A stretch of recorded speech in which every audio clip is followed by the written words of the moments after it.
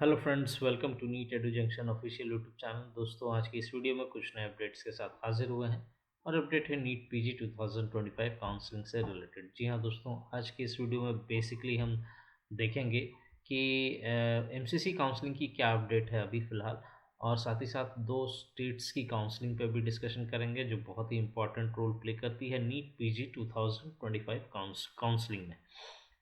सबसे पहले जो दो स्टेट्स का हम डिस्कशन करेंगे वो एक कर्नाटका है और दूसरा वेस्ट बंगाल है। दोनों ही ओपन स्टेट्स है and maximum number of colleges हैं कर्नाटका एंड वेस्ट बंगाल में, government as well as private colleges में।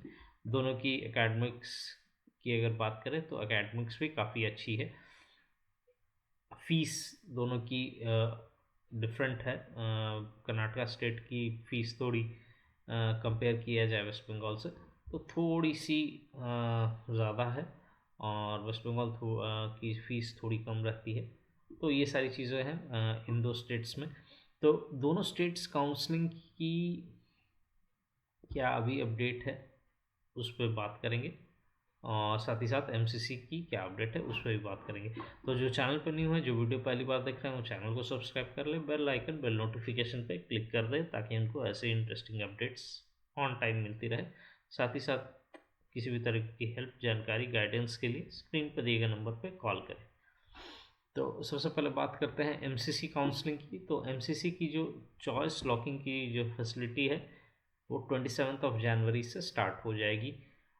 होनी 26 ऑफ जनवरी को ही थी लेकिन अभी तक नहीं हुई है, और 27 ऑफ जनवरी को इस एमसीसी की साइट पे फ्लैश भी कर रही है अपडेट कि from tomorrow onwards choice locking will be available. मतलब 27 ऑफ जनवरी से स्टार्ट हो जाएगी चॉइस लॉकिंग।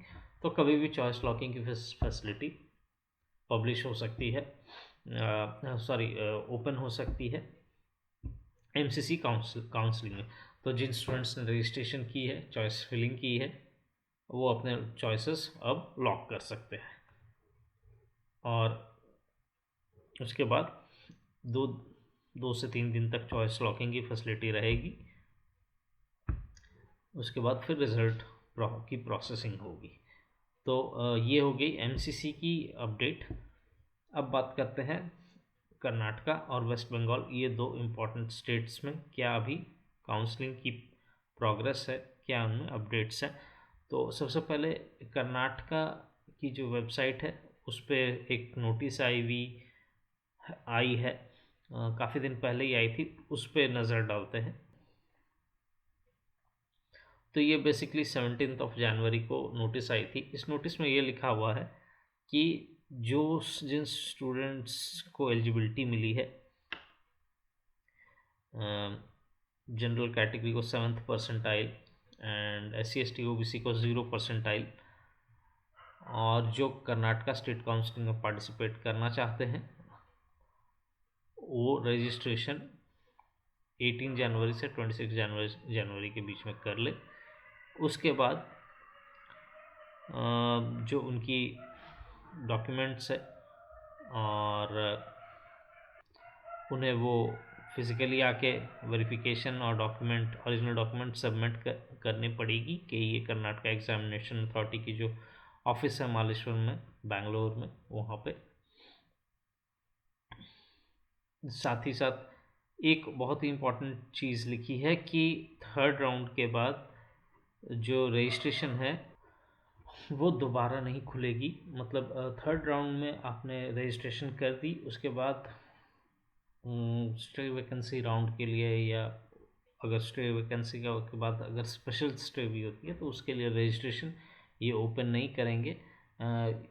इस नोटिस में साफ लिखा हुआ है कि no further opportunities will be provided to register apply online for subsequent rounds of seat allotment. तो ये जिन लोग के कर्नाटका एग्जामिनेशन अथॉरिटी की काउंसलिंग टारगेट कर रहे हैं, प्लीज़ रजिस्ट्रेशन कर लीजिएगा। विदाउट रजिस्ट्रेशन कुछ भी नहीं हो सकता है, रजिस्ट्रेशन कर लीजिए। और वेरिफिकेशन इन्हें करना है 27 ऑफ जनवरी, 28 ऑफ जनवरी या 29 ऑफ जनवरी। इन 3 डेट्स में किसी भी दिन जाके वेरिफिकेशन करना है, डॉक्यूमेंट्स डिपॉजिट करना है। साथ में कितने ज़ेरॉक्स क्या कितने फ़ोटोकॉपीज़ देने हैं किस किस डॉक्यूमेंट्स के, वो सारी डिटेल्स यहाँ पे भी दी हुई है।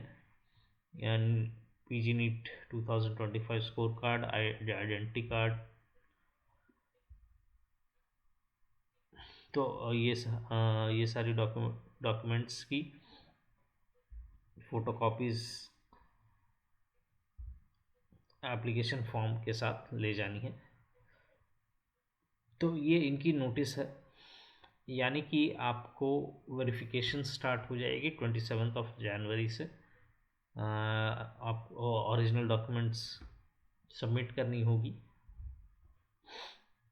और उसके बाद चॉइस फिलिंग इनकी स्टार्ट होगी कर्नाटका एग्जामिनेशन अथॉरिटी की। जिन स्टूडेंट्स ने मॉप अप राउंड के लिए रजिस्टर कर दिया है, अगर उन्हें मॉप अप राउंड में नहीं अलॉटमेंट मिलती है तो दोबारा स्टे वैकेंसी में रजिस्ट्रेशन करने की ज़रूरत नहीं है। और जिन्होंने नहीं किया है रजिस्ट्रेशन तो स्टे वैकेंसी राउंड में रजिस्ट्रेशन नहीं खुलेगी। इस चीज़ की आप गारंटी लीजिए, ये चीज़ मान के चलिए, क्योंकि यहाँ पे इन्होंने क्लियरली मेंशन कर दिया है कि स्टे वैकेंसी या फर्दर कोई सब्सिक्वेंट राउंड्स में रजिस्ट्रेशन एप्लीकेशन अप्लाई करने के लिए नहीं खुलेगी। तो ये है कर्नाटका की अभी अपडेट, इनकी प्रोग्रेस, वेरिफिकेशन और डॉक्यूमेंट सबमिशन चल रही है और उसके बाद चॉइस फिलिंग इनकी स्टार्ट होगी। अब बात करते हैं वेस्ट बंगाल स्टेट की। वेस्ट बंगाल जो कि एक दूसरा इम्पॉर्टेंट और ओपन स्टेट है, यहाँ पे कंपेयर टू कर्नाटका उतनी कॉलेजेस नहीं है, लेकिन फिर भी ठीक ठाक कॉलेजेस है government as well as private quota में। एंड फीस भी, लेकिन फ़ीस इनकी कंपेरेटिवली कर्नाटका स्टेट से कम है।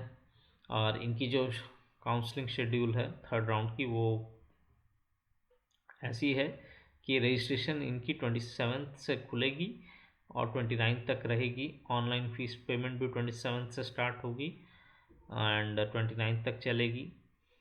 इनकी भी वेरिफिकेशन चलेगी 28, 29, 30, ये 3 दिन वेरिफिकेशन चलेगी। तो वेरिफिकेशन आपको करना है, जिन स्टूडेंट्स को सरेंडर करना है वो 30 जनवरी को सरेंडर कर सकते हैं अपनी सीट्स,